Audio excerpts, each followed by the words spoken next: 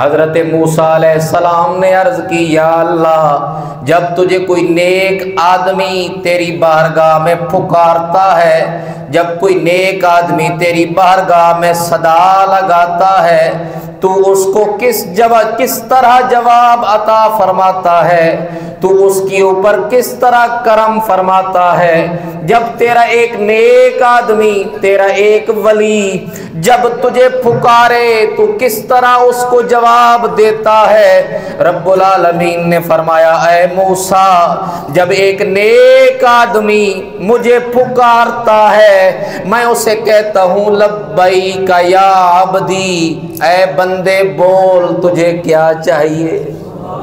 जब एक नेक आदमी मुझे पुकारता है, कहता है या रब्बुल आलमीन, मैं उसे जवाब देता हूँ लब्बैक या अब्दी, ऐ बंदे बोल तुझे क्या चाहिए।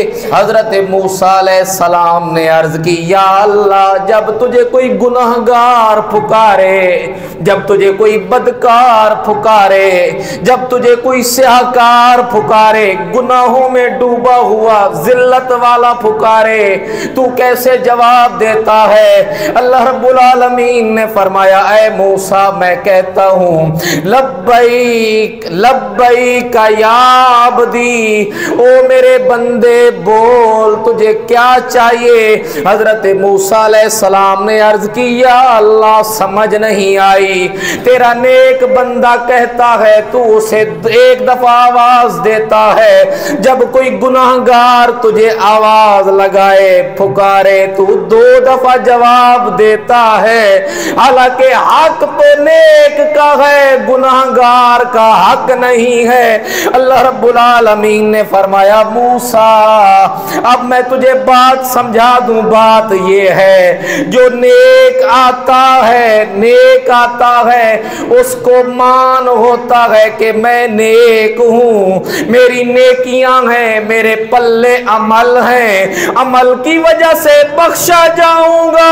लेकिन जब गुनाहगार आता है, उसको नेकियों पे मान नहीं होता, उसको मान मेरी रहमत पे होता है, उसको मान मेरी रहमत पे होता है। वो सारी दुनिया छान के आता है, वो सारी दुनिया छान के आता है, वो तरह तरह के लोगों के दरवाजे खटकाता है, कभी किसी से दोस्ती लगाई, कभी किसी से यारी लगाई, लेकिन जब दुनिया वाले उसे कुछ नहीं देते, वो मेरा दर खटकाता है। अगर मेरे दर से खाली चला जाए, फिर रब में और लोगों में फर्क क्या हुआ।